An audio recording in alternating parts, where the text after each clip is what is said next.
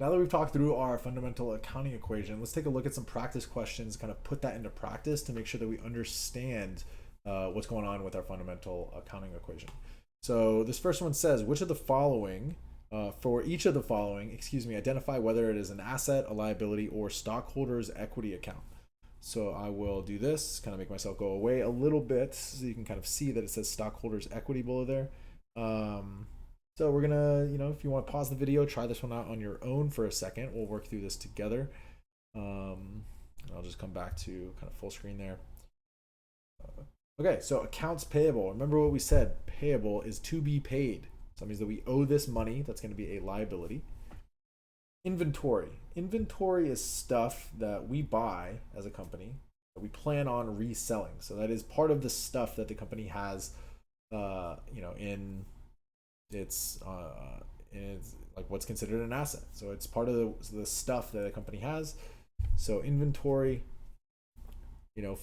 some examples for inventory. Let's say that we are a bakery, right? We're gonna have some inventory, which is like all of our cakes and muffins and cookies and all of that stuff would be considered our inventory that we hopefully are gonna sell each day or maybe each week.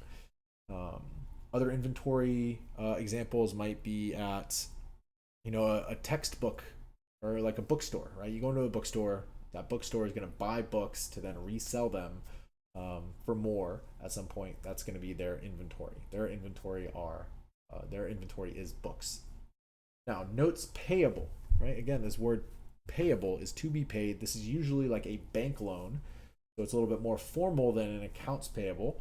But a notes payable, notes to be paid, that's also going to be considered a liability. So again, translate that word payable in your head to be paid, and you should be good to go. Supplies. People will get supplies and inventory a little bit confused. The one important thing to know is that they are both assets. So we've got inventory as an asset, supplies are assets. But when we say supplies, those are things that we use up. So a really good example here is at GPA Factory, we've got this as a marker, right? And we've got multiple markers. Those are things that we use up, or even the paper that I'm writing on right here. That's going to be considered more a supply, not inventory. We're not buying this paper to then resell this piece of paper that's got me writing all over it. Okay, we're buying maybe T-shirts to then resell to customers or something, but we don't really have too much. We're mostly selling services. We don't really have too much in the form of inventory. So inventory is going to be more for companies that sell physical goods, like at a grocery store, all of like the boxes of cereal and boxes of biscuits and protein bars and apples that are in bags. All of that stuff is going to be the grocery store's inventory. Supplies are going to be things that the grocery store, in their office, they're going to have some paper, right? They're going to print out maybe the payroll for the company. That's going to be considered an office supply. Stuff that they go through, maybe like gloves, like sanitation gloves, so that the deli department doesn't make anyone's sandwiches with germs on it, right? Those gloves, that's going to be considered supplies because the stuff that they run through, they're not like buying that to then resell it later. Okay, retained earnings. So retained means held onto, and earnings is like profit. So it's the profit that the company held onto. That is a stockholder's equity account.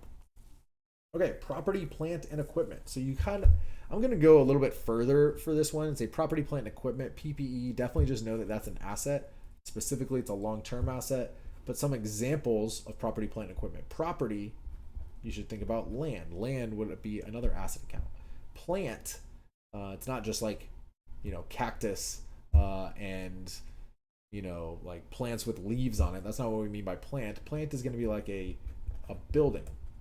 Okay, like a power plant, right? So when we say plant, a lot of times we're thinking about buildings, and then equipment, you can think about it as like machinery, maybe vehicles. These are all going to be considered long-term assets, and they're all basically PP&E, right? Property, plant, and equipment. Prepaid expenses. This one's a little bit tough, but hopefully just for now you know that prepaid expenses are assets. So prepaid expenses, best example that I can give is prepaid rent. Okay, so let's say that we at GPA Factory, we prepay for our rent for an entire year. So we have access to our office space and we have access to be able to give review sessions. And so by paying upfront, we're paying cash but then we're getting something that is valuable. We are getting this valuable company resource that allows us to hold review sessions, work on our weeklies and exam reviews, work on practice problems, maybe record some videos if we need to, but all of that stuff is going to be valuable having access to that space. So it's going to be an asset for us to have prepaid for that expense. So prepaid expenses, it says the word expense in there, but know that prepaid expenses are actually considered assets. Another very simple example of a prepaid asset or prepaid expense, is going to be supplies. So a lot of times we will buy supplies. So like here at GPA Factory, we bought, say a box of 100 markers. Well, we have this box of 100 markers, and that's going to be an asset that is a prepaid expense. So it's an asset that then as we use up those markers, it would then become an expense. But just know for now, supplies are an example of a prepaid expense, but we're buying it and then using it up later. Okay, common stock. This one's pretty straightforward. This is just paid in capital or money that the owners have contributed into the company. That's a stockholders' equity account. And then really we probably end with the easiest one of all of them, cash. I don't think that too many people have trouble understanding that cash is an asset. Okay, how many of the following would be considered an asset account? This one's a little bit tricky. How many of the following? So we just have to pay close attention to detail here. So we're going to think about each one of these. Is it considered an asset? Count them up at the end and see what we got. So notes receivable. Note is really just like a bank loan of some kind, but receivable is to be received. That's what we need to translate that to. So yes, that is an asset. Prepaid expenses. We just got done talking about that. That is going to be an asset. Retained earnings. You're like, oh, retained profit. That kind of sounds good, but it's not just things that are good, right? We have to think about whether it's an asset, liability, or stockholders' equity. Retained earnings is actually stockholders' equity. Common stock, same thing. We talked about that before. That's also stockholders' equity. And then cash, that is indeed an asset. This, the answer would be 3. Okay, so how many of the following?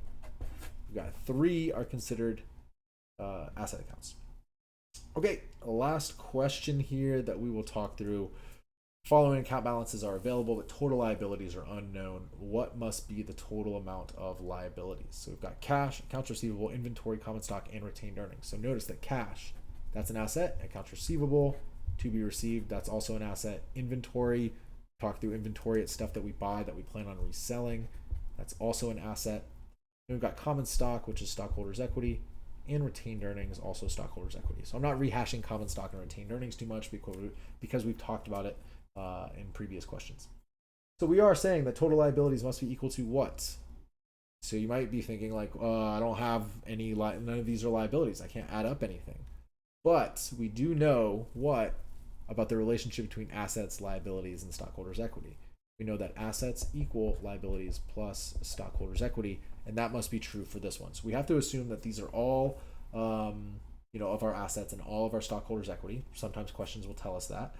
The following account balances are available, so we know what our assets are. We can figure out what our stockholders' equity is, and then we can figure out, by extension, doing some algebra, doing some manipulation, what our liabilities are. So here we've got assets 65, 40, and 20. So that's 60. That's going to be 125 in assets. 125. Don't know liabilities. And then stockholders' equity, 15 plus 50 is going to be 65. So then now we can figure out what liabilities are. So again, set up that equation. Now subtract 65 from both sides.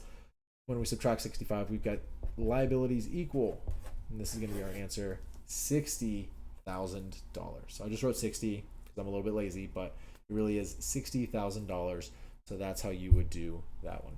All right, take it easy. That's all for this video. Just wanted to get through some practice questions that deal with that fundamental accounting equation and making sure that we understand assets, liabilities, stockholders' equity, and how to categorize all of those different types of accounts. Thanks for watching that GPA Factory video. Hopefully that was extremely helpful. If you found it to be helpful or to kind of clarify some of that content, you can also have access to a free month of membership if you follow this link and use the code YouTube100. Now with the GPA Factory membership, you'll have access to weekly review sessions that are 1 to 2 hours posted every single week that come with practice questions to help you along with your studies and have video solutions to those. In addition, it'll include an exam review as we get closer to the exam that'll have even more practice questions and video solutions to those given out as well.